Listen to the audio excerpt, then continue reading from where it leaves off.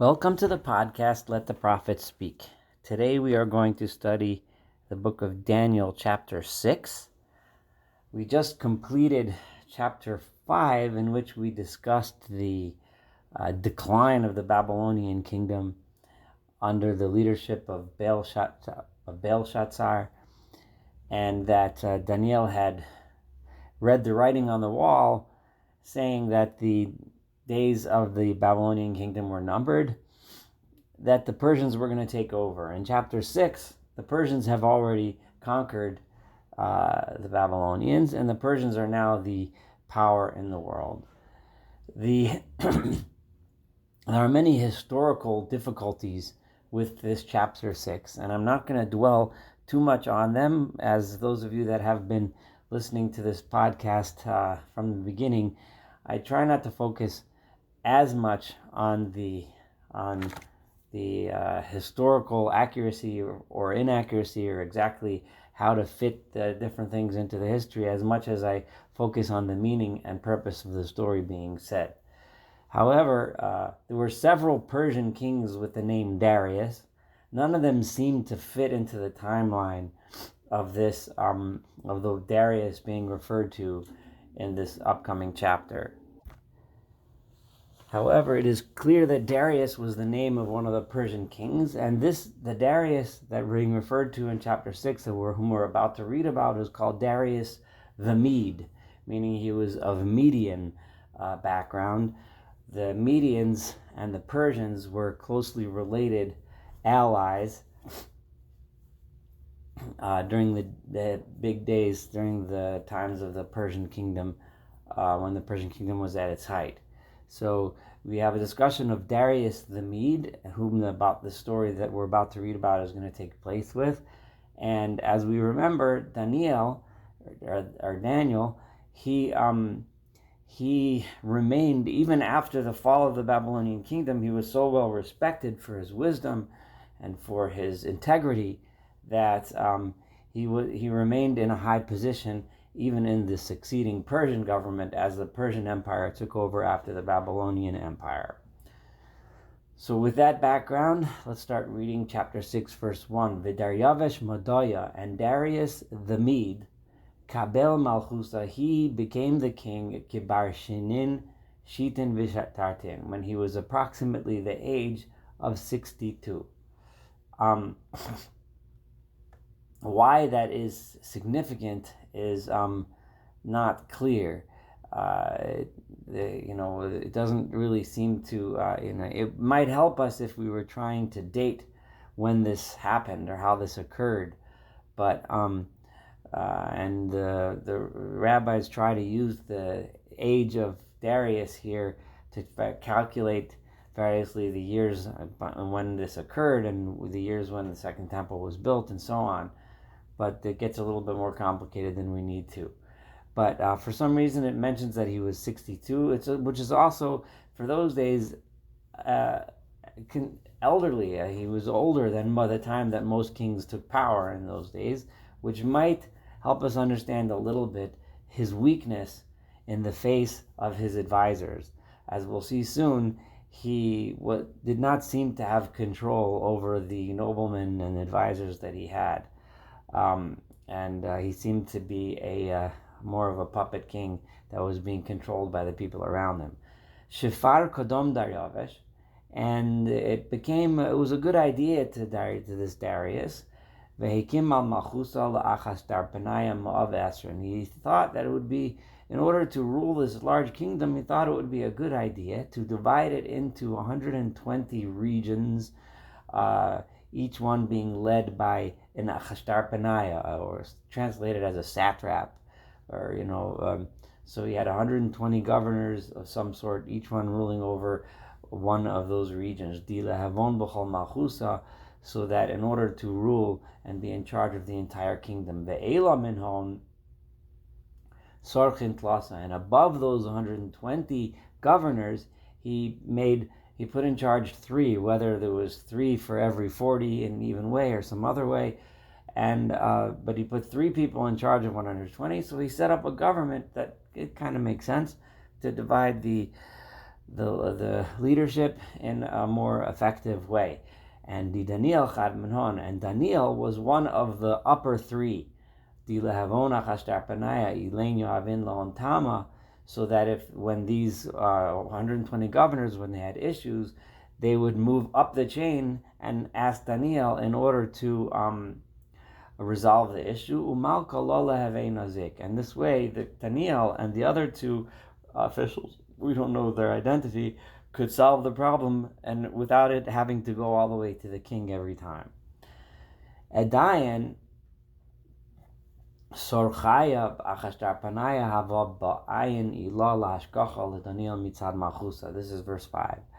So, as we find very often, when one person gets a really high position, and we find it unfortunately throughout the Jewish exile, when there's a Jew that's high in government, people get jealous and people want to take him down. They don't know, of course, not only jealousy against Jews, but that's what this story is talking about, jealousy against this Judean person. And the 120 satraps, the 120 governors were jealous, and they wanted to find some fault in Daniel. They wanted to find some excuse to remove him from his position. But they couldn't find any excuse, anything wrong that he had done, any way that he had even been negligent. He was completely honest. Everything he did was completely 100% honest and by the book. They could not find any mistakes or any corruption. They could not find any fault. So there's no way for them to take him down by spreading slander if there was no slander to spread. Edayan, and at this point, Guvraya Ilach Amrin, the people all said to each other, Dilana Ashkach Daniel Dina Kalila. We can't find within the current state of affairs anything that Daniel is doing that's wrong or against the law.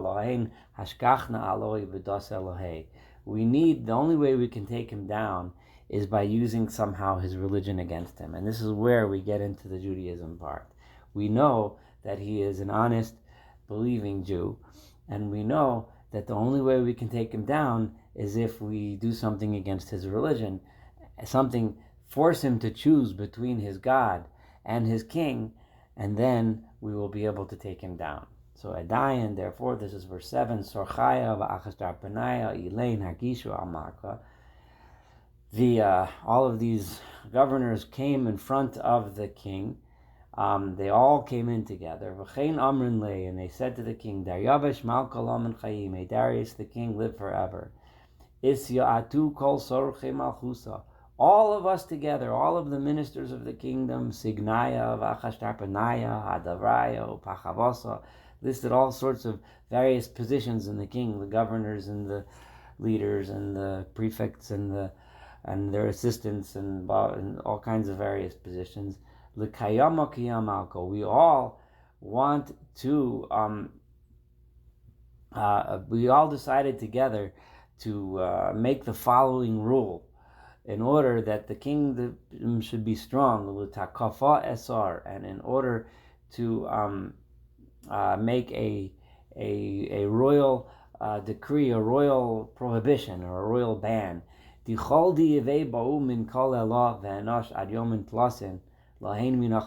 anyone that asks any questions, anyone that has any petitions or any things they want or need, they would only be addressed within the next 30 days. They have to be addressed only to the king himself. And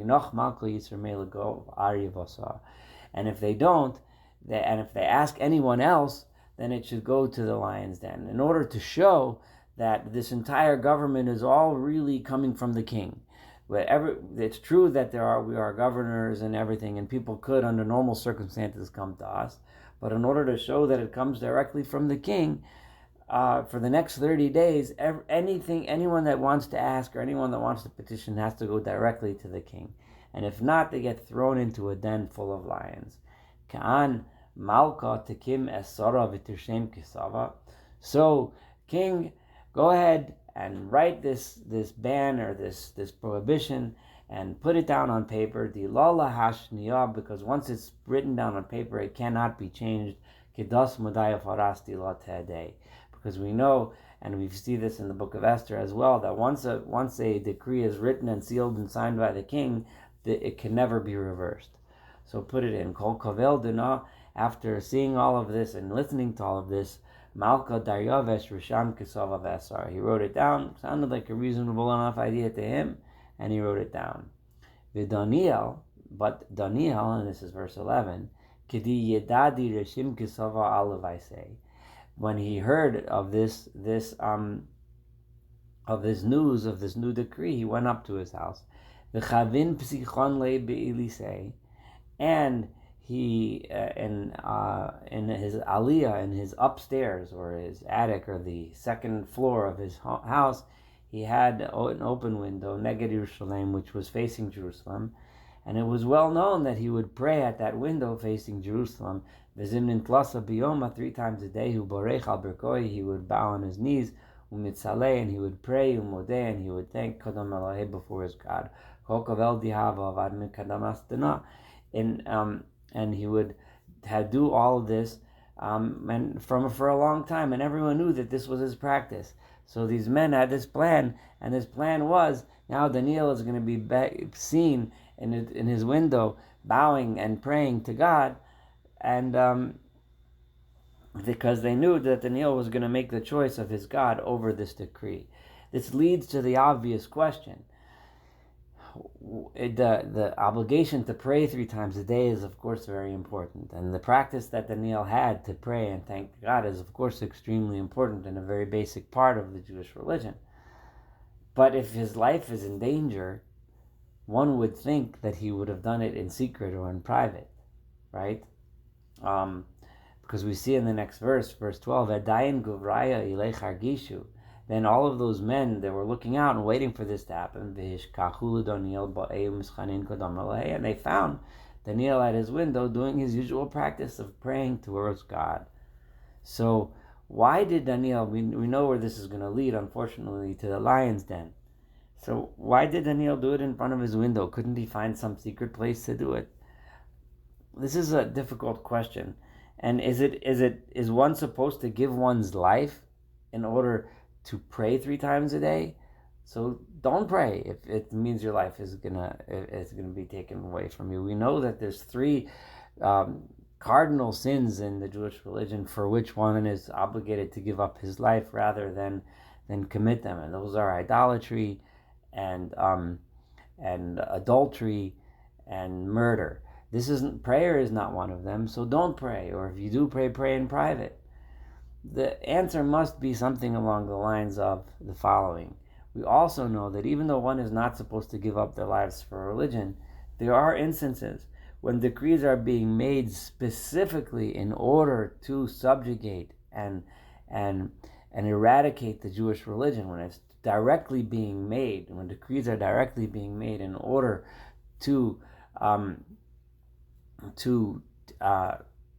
force people away from the practice of the religion of Judaism, that under such circumstances, one is obligated to martyr themselves rather than comply with the law. So if the intent of the law is specifically to eradicate Judaism, by complying with that law, the risk is that they may be successful and they may eradicate Judaism, which would be a terrible, terrible, terrible disaster. So therefore, under those circumstances, if the kingdom is specifically designing laws in order to eradicate Judaism, and then Daniel must have felt that this was such a situation, must have felt that this was a situation where he sees the government trying to turn against his religion and his God, and therefore he's obligated to give his life to practice Judaism rather than give in to this kind of pressure.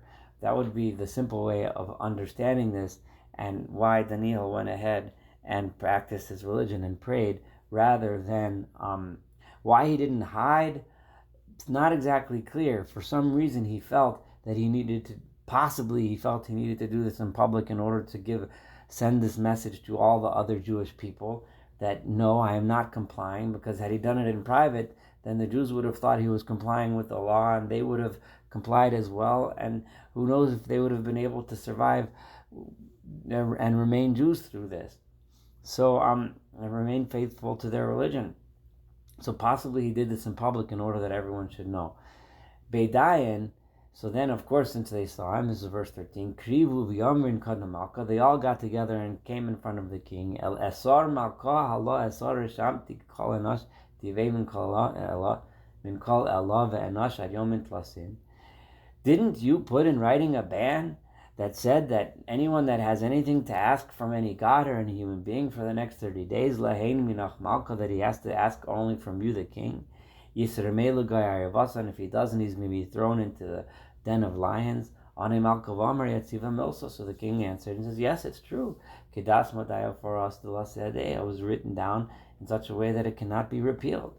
So Beidayan at that point, they all answered and said in front of the king, Di Daniel, di min b'nei galusa di Yehud, that Daniel from one of the Judeans, and this shows right away, they've just shown their true colors, why they were against Daniel, because he was one of the Jews from Judea, and he was appointed in a high place above us, and we can't take it that there is a Jew above us. But he lo samalach malkateim, he didn't listen to the king's decree, and the ban which you wrote down on official paper.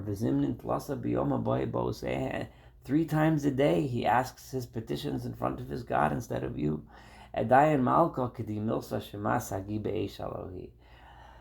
The king was very bothered by this when he heard this matter. Because the king liked Daniel. He appointed him high because he trusted him. And he knew that Daniel was a trustworthy man. And the last thing he wanted to do was punish Daniel. Some Baal say, and he set his heart. This Baal is like the word lave, written backwards. And he therefore placed in his heart and decided, I got to figure out a way to get Daniel out of this.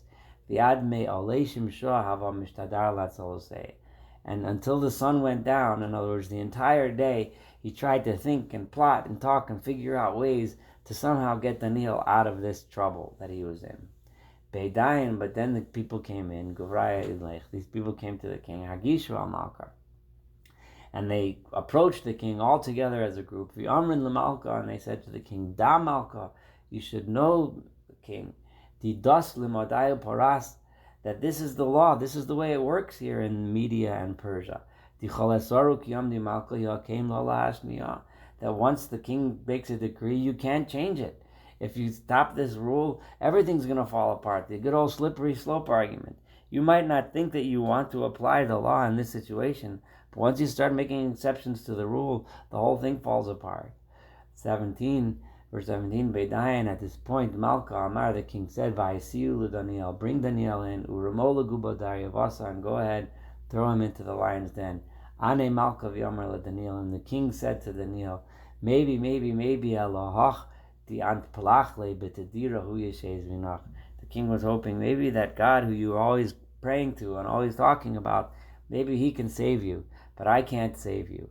So here we see how weak the king was, being completely duped into signing what was really a ridiculous decree in the first place. And then in the end up, the king has to throw and listen his favorite advisor into the lion's den. And now the king hoping that maybe God can save Daniel. The Heisoyis Evan Chada, they brought a rock, the Sumas al Pum Guba, and they put it on over the opening to the cave, V'chasma b'malka b'izkasei, and the king sealed it, right? He put a seal on the rock to demonstrate that no one can take this rock off, because that would be breaking the seal of the king. V'chasma malka b'izkasei, v'izkas Rav Ranoi, and then with his sign, and then the seals of all of his noblemen, dilotish neitzavu b'Daniel, so that nothing can be changed regarding Daniel. Edayin azal malka lahechla obat tivas, and the king went to his back to his palace, and he spent the entire night fasting. V'dachavon lahanel kadamohi. Nobody brought entertained the king that night. The king wasn't interested in Sometimes they bring jokers or players or whatever in front of the king. He was not interested in any entertainment. V'shintena das alohi, and he couldn't sleep all night. He was tossing and turning in bed, worried about his friend Daniel, who was now stuck in the lion's den. Beidayan, at this point, when the morning came, Malka B'Shiparpara Yukum B'Nogha, the king, as soon as the first inklings of dawn, the sun started to come, he gets up at night, and he rushes Leguba di Arivasa Azal, and he rushes to the place where to the den where the lions were inside with Daniel. And when he got close to the den, he cried out to Daniel in a sad and mournful voice. Ane Malka v'Yamar, and the king said as follows to Daniel: Daniel, Aved Elohachaya, has your God allowed you to be still alive? Elohachti ant plachle b'tetir, the Godhead who you always pray to, is he heichal l'sheizavuzachman ayavasa? Was he strong enough to save you from the lions? Adayin, and at that point he heard the voice of Daniel from behind the rock. Daniel and Malka Malil, Daniel spoke to the king. Malka la'olmin chayi, may the king live forever. Elohi shlach malachei, God sent an angel who kept the mouths of the lions closed, and they did not damage me at all. Kol kaveldi kadamoi zechu ishtakachas li, as much as before God, I was innocent.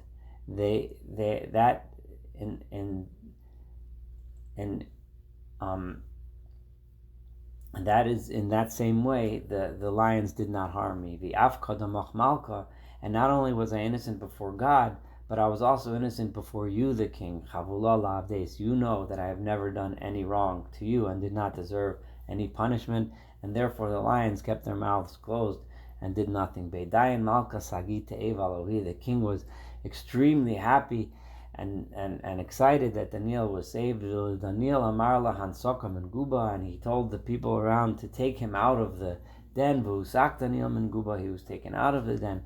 The chol chavolo ishtakach, there wasn't a single wound on his body. Diheman be'elohei, because he had faith and trust in his God.